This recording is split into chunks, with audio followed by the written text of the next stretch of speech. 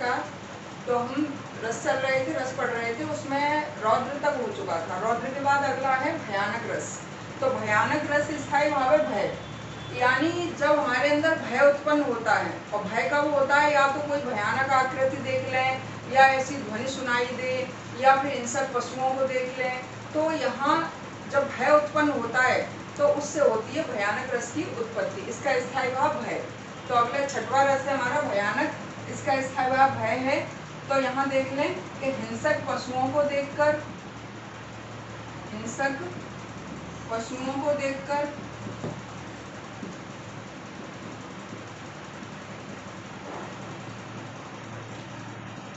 भयंकर ध्वनि को सुनकर,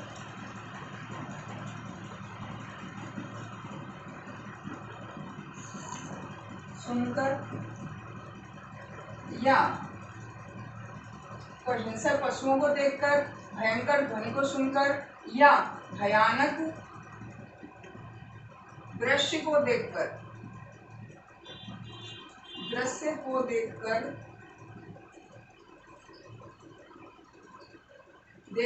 जो भय उत्पन्न होता है, जो भय उत्पन्न होता है,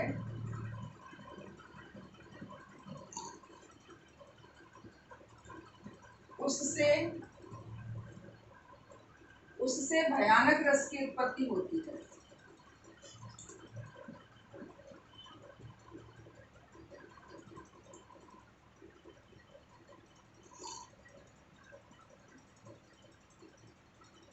तो भयानक रस की उत्पत्ति कब होती है? जब या तो हमने देखा हिंसक पशु हैं, या जाने वाली है, बचने वाले ने हिंसक पशुओं को देख लिया, या फिर ऐसी भयंकर कोई ध्वनि सुनाई दे रही है जिसे सुनकर भय उत्पन्न हो रहा है, या फिर ऐसा भयानक हमने दृश्य देख लिया है, कोई ऐसी कोई आकृति दिखाई दे गई, या ऐसा भयंकर दृश्य जिसे देखकर भय उत्पन्न हो रहा है, तो वहां होता है भयानक रस।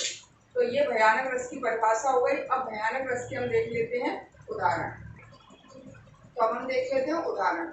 तो उदाहरण जैसे कि हमने बताया आपको कि या तो हिंसक पशु या ऐसा भयानक दृश्य। तो पहले में यही भयानक दृश्य उपस्थित हो रहा है कि समुद्र में किस तरह से भयंकर लहरें उठ रही हैं, जिसे देखकर भय उत्पन्न हो रहा है। कि इधर गरजती सिंधु लहरियां कुटिल काल के जालों से, कि सिंधु यानी समुद्र की लहरें इस तरह से गरज रही हैं जैसे कुटिल कठोर काल अपना जाल फैला रहा हो। फिर चली आ रही फेन उगलती, फेन उगलती हुई वो आगे को ऐसे बढ़ रही हैं जैसे फन फैलाए ब्यालों से, जैसे सांप फन फैलाकर निगलने के लिए आ रहा हो। तो यहाँ आप देख रहे हैं कि यहाँ भयानक भय उत्पन्न हो रहा है। ऐसा दृश्य अगर उपस्थित होता है सामने तो हमें भय लगता है। तो भय से भयानक रस की उत्पत्ति। देखें अगला। तो यहाँ देखें, एक और अजगर ही लगी, एक और अजगर को देखकर, अजगर यानी सांप को देखकर कोई बटोही जा रहा है, उसने देखा कि एक ओर से अजगर आ रहा है। एक और अजगर ही लक्ष्य, एक और मृगराज, एक और दूसरी तरफ जाना चाहो तो मृगराज यानी शेर आ रहा है। अब विकल बटोही बीच ही पर्यो मूर्छा खाए, व्याकुल होकर बटोही बीच में ही मूर्छित होकर गिर जाता है। तो वहां सांप को देखकर या शेर को देखकर जो भय उत्पन्न हो रहा है, तो वहां मूर्छित होकर गिर जाना उसका, या फिर यहाँ भयंकर ऐसा दृश्य उपस्थित होना समुद्र में कि ऐसे लहरें सामने को चली आ रही हैं। तो ऐसा कोई भी दृश्य है, ऐसा कोई भी पंक्ति अगर आती है तो ये होते हैं भयानक रस के, और इसका स्थायी भाव है भय। अगला हम देखेंगे भयानक के बाद अद्भुत। तो अगला रस है अद्भुत। अद्भुत इसका स्थायी भाव है आश्चर्य या विस्मय। तो अद्भुत, अद्भुत से ही आप देख रहे हैं कि कोई आश्चर्यजनक घटना, किसी आश्चर्यजनक घटना के घटित होने पर कोई ऐसा कार्य हो जाए जिसकी संभावना ना की जाए, जिसका हमने वो नहीं किया है, ऐसा हो सकता है, संभावना नहीं की है, और ऐसा कार्य हो जाए तो वहां होता है अद्भुत रस। देख लें एक बार कि किसी आश्चर्यजनक, किसी आश्चर्यजनक घटना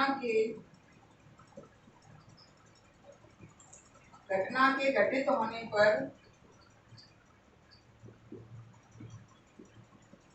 पर जो विस्मय उत्पन्न होता है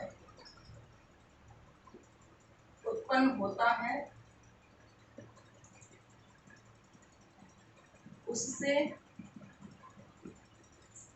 अद्भुत रस की उत्पत्ति होती है। अद्भुत रस की उत्पत्ति होती है।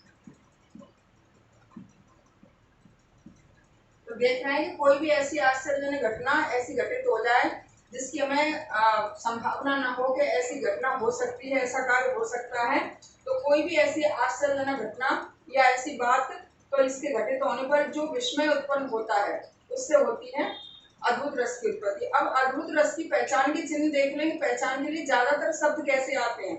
यहाँ आश्चर्य, आश्चर्यचकित, विस्मय, चकित, भ्रम, ऐसे शब्द ज्यादातर आते हैं। भ्रम हो रहा है कि चकित हो रहा है कि आश्चर्यचकित हो रहा है, विस्मय हो रहा है, तो ऐसे शब्दों का इसमें ज्यादा प्रयोग होता है।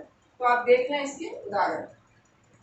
अद्भुत रस के उदाहरण देख लेते हैं कि अद्भुत इसका स्थायी भाव है आश्चर्य। तो आप देख लें कि अखिल अखिल भुवन चर अचर सब, हर मुख में लखमात, चकित वही गद गद वचन, विकसित द्रव पुलकात। यहाँ जैसे कि हमने बताया तो पहचान के लिए चकित।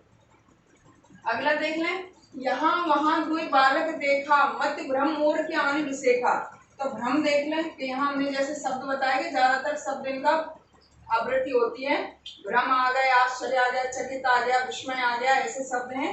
तो भ्रम मोर के आने विसेखा, तन पुलकित मुख बचन न आवा, नयन मूंद चरणन सिरनावा। तो पहला जो है देख लें कि अखिल भुवन उस समय का है जब कृष्ण छोटे थे और मिट्टी खा लेते हैं।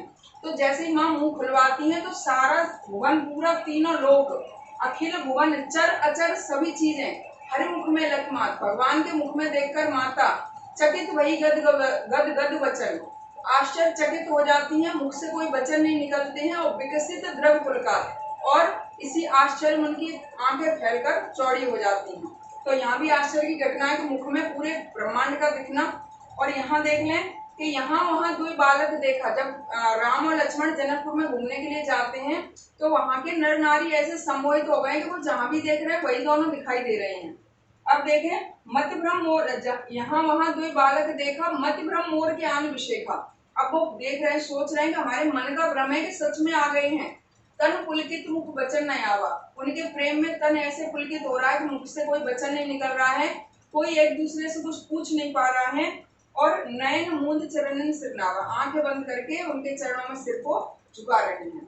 तो ये हैं दोनों हमारे अद्भुत। अद्भुत का कोई उदाहरण आता है तो आश्चर्य, विस्मय ये आते हैं आपके। और इससे पहले भयानक, भयानक में वही कोई हिंसक पशु या डर का, भय का, कांपना, ये सारी चीजें हैं, डर भय। तो ये हो गया, दो रस हो गए इसमें, अद्भुत और ये। अगला हम देखेंगे जुगुप्सा और सामिप्य।